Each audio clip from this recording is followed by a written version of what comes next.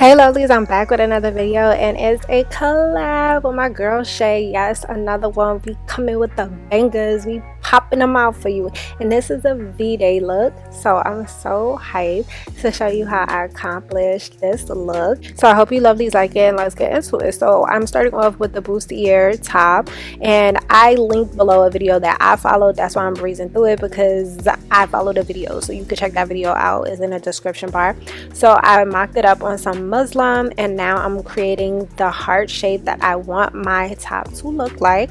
And then I move on to the pants. Now I'm tracing out pants that fit me nicely and I want to resemble the fit of, and I'll go ahead and do the front and the back as I trace out the pattern. I'm going to add my dart, which is 4 inches long, and then I'm going to mark 1/4 on each side of the line that I made for my dart.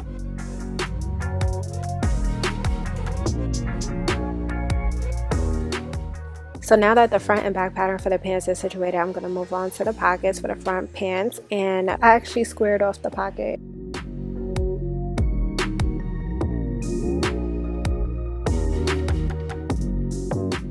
So for the sleeve, I went ahead and used my pajama top because it's loose fitting and I want this sleeve to be loose fitted and puffy. And once I trace out my sleeve from my pajama top, I'm going to go ahead and cut it out so I can start making slits so I can separate them to make the final pattern of the sleeve.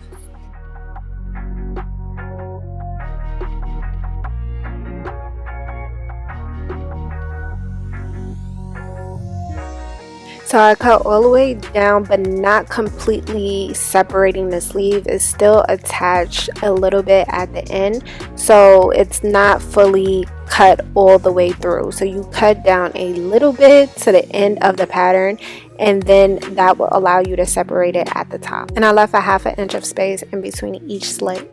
Moving on to the straps, that's going to allow me to tie up this shirt to my body. So my fabric is folded long way, as you see it's on fold, and then I'm going to go ahead and fold it again. As you see, I'm making it the size of my bra, just a little bit bigger. So you could go ahead and get your bra and then lay it across to see how wide your band is, and go ahead and use those measurements to make your straps for the back to tie up. So I took apart my mock-up and I added seam allowance at the bottom and cut it out, and I'm going to cut out the rest of my pattern pieces as well onto my fabric.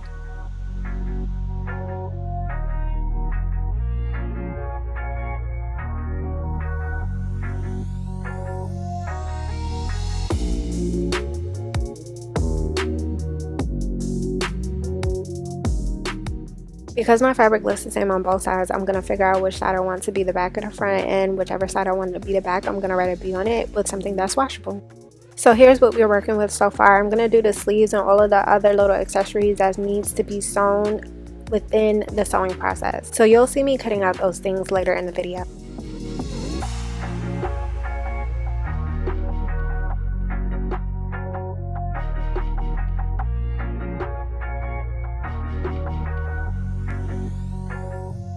So I already folded up my straps for my band to tie up, and now I'm going to work on my lining, pinning my lining pieces right sides together as I line up the notches that I created to make sure that everything lines up seamlessly. Then I'm going to go ahead and sew that with a zigzag stitch because my lining fabric is very stretchy.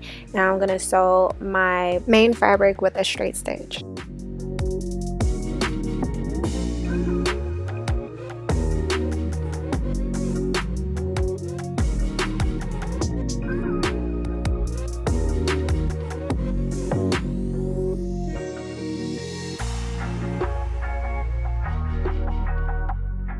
So now that my main fabric and my lining fabric and my bands are sewn up, I'm going to turn my bands inside out, my straps inside out, and I'm going to iron it down so I could be able to top stitch. Ironing makes the process so much easier for when you want to top stitch your fabric or for your work to look neat and professional. I'm going to also do the same for my main fabric because I want to top stitch my seam allowance down as well. And I ironed my seam allowance to the middle.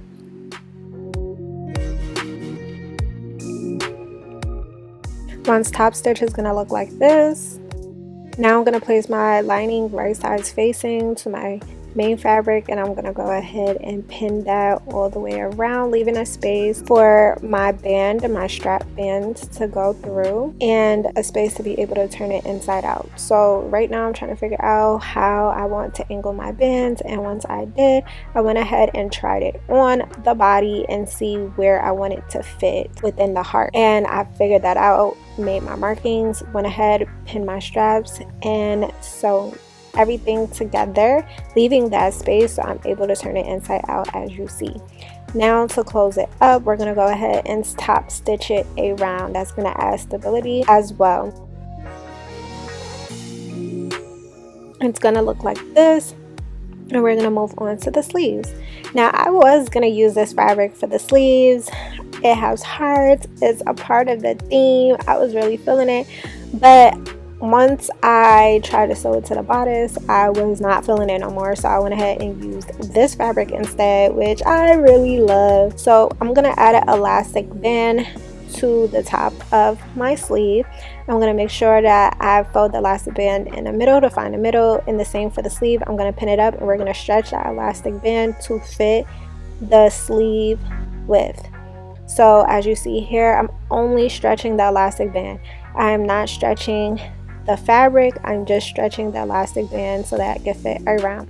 Once I do that, I'm gonna fold it over, and when I fold it over, this is very important. You do not have to do this step, but when I fold it over, I do not stretch anything. I just sew it along with a zigzag stitch without stretching anything. If you stretch it, your elastic will stretch out. I'm gonna do the same for the bottom of the sleeve, same process, so the sleeve can scrunch up around your wrist. The only thing that's different is that we don't have to fold anything over. So we're going to close up the sleeve now, and I use a straight stitch, and I'm going to sew straight down, making sure I have right sides facing right sides and the wrong side is facing up towards me. So again, I'm sewing up until I get to the elastic band, because I want a little opening at the sleeve, and we're going to pin the sleeve to our bodice. You figure out where it's most comfortable for you, go ahead and pin it and sew it with a straight stitch or a zigzag stitch. A zigzag stitch would probably be better. Then I decided to hide my elastic. I wanted to make some bias tape binding to go ahead and sew over top. So if I want my sleeve to fit a little bit snug at the wrist, I could just tie it up and make it snug, make it loose. You don't have to do this. This is optional, but this is what I decided to do.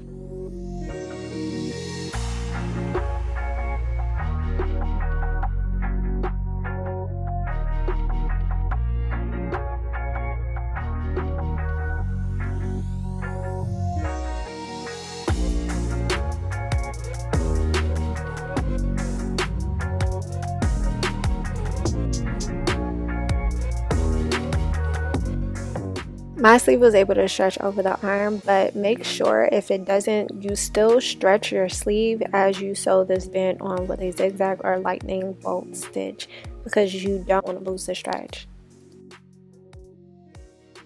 So yay, we at the pants. I'm working on the back first. I want to hurry up and sew up this dart so I don't forget about it. And it's super simple and easy. We're going to go ahead and sew straight down in the diagonal, as you see me doing here, straight stitch, and we're not going to back stitch. We're going to leave an end and we're going to tie it. I did 3 knots, you could just do 2. We're going to go ahead and iron it out. That's going to make it look nice and seamless. Now moving on to the front, we're going to start with adding the pockets, and my pattern is a 1 pattern fit all for these pockets. So I'm going to go ahead and fold it over so I know how much I need to cut out in the front. Go ahead and cut that out, and then I'm gonna work on sewing the pocket to the pins, and this pattern works for my pockets. So I go ahead and figure out which side is the back and front, which I already know because I wrote a B on it, and I'm gonna place my pattern facing down so I could cut the right pieces out, and go ahead and sew the main fabric piece so that you could see that when the pocket is assembled.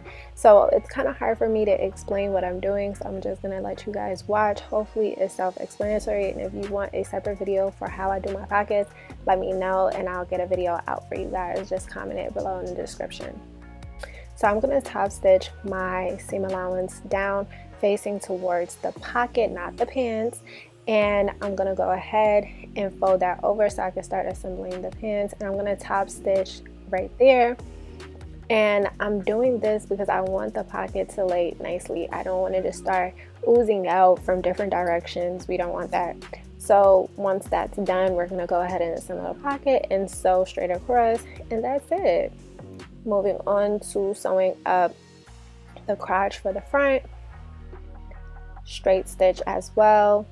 And we're gonna move on to the back, and we're not gonna sew all the way up to the top of the pants for the crotch of the back. We're sewing a little bit because we're gonna have V or triangle shape cut out in the back.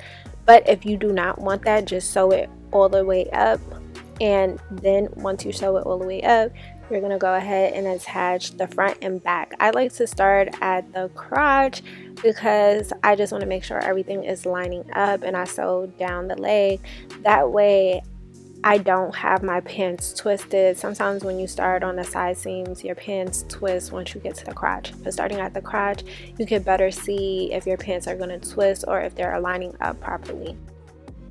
Now that that's sewn up, we're gonna go ahead and line up the side seams, and this is what I'm talking about. If you see your pants twisting, it's easy to fix it, and what you do for one side, you're gonna do to the other side. And now we're gonna cut out our V cutout. Here comes the complications. Nah, it could get very tricky.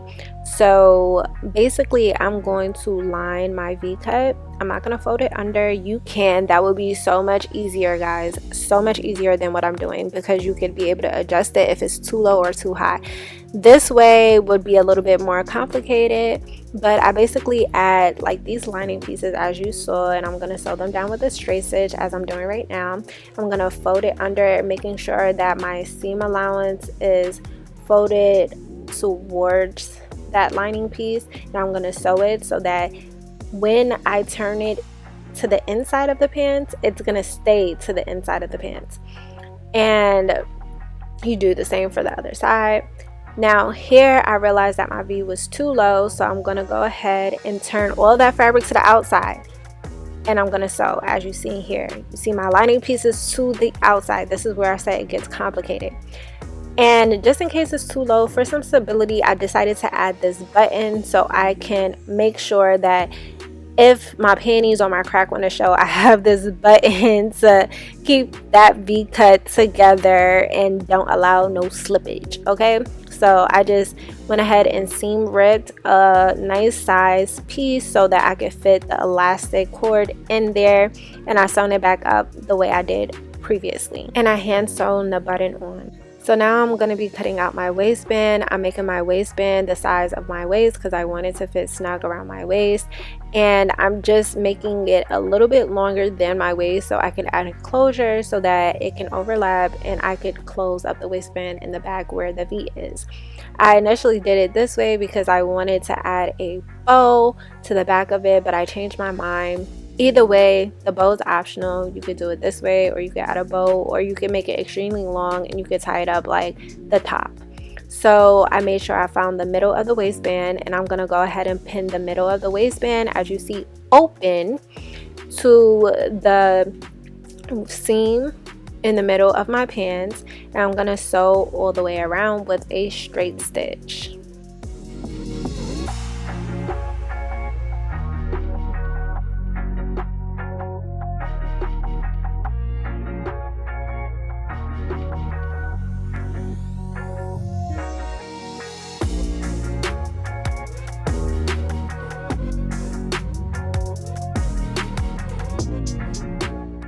You're going to sew the waistband straight down close to where the pants start. You don't want to sew over it because you're going to turn this inside out.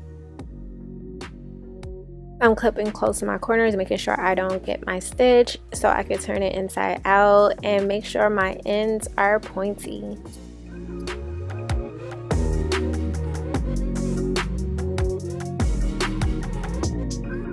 You could fold up your seam allowance towards the waistband and fold the waistband under like this and top stitch it from the front. I'm just showing you a better angle that I'm pushing my seam allowance towards the waistband.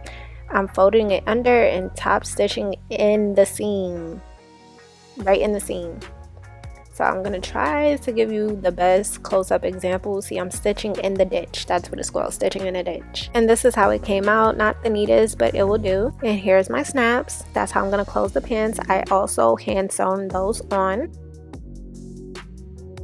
Lovelies, here's the tragic part. We would have been almost done. All we had to do was just fold the leg bottom once or twice to hem it up, but no, I cut my pants legs close to where I had cut my top out. Now I have a big V in the middle of the bottom of my pants leg. So I did a quick fix, which was I grabbed my main fabric and some of the tulle dotted fabric, and I went ahead and placed my main fabric the right side facing down towards the table. So the right side is facing the table. Dotted fabric is facing the right side to the wrong side of the main fabric. So when I sew a straight stitch to the bottom and I flip it over, the right side of the main fabric is facing up and the right side of the tulle fabric is facing up. I hope that makes sense. We're gonna have 4 pieces of this, so take 2 right sides facing and sew them straight down the sides, and then we're gonna attach this to the pants, making sure the seams match up.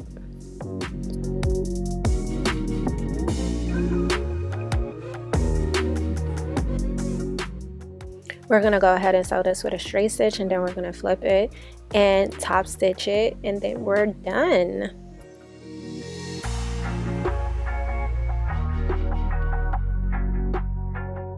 Again, lovelies, I hope you like. Make sure you turn on your post notifications, like, comment, and subscribe. And check out Shay's video as well. It's a collab. It will be linked below. And until next time, lovelies, later. Happy Valentine's Day as well.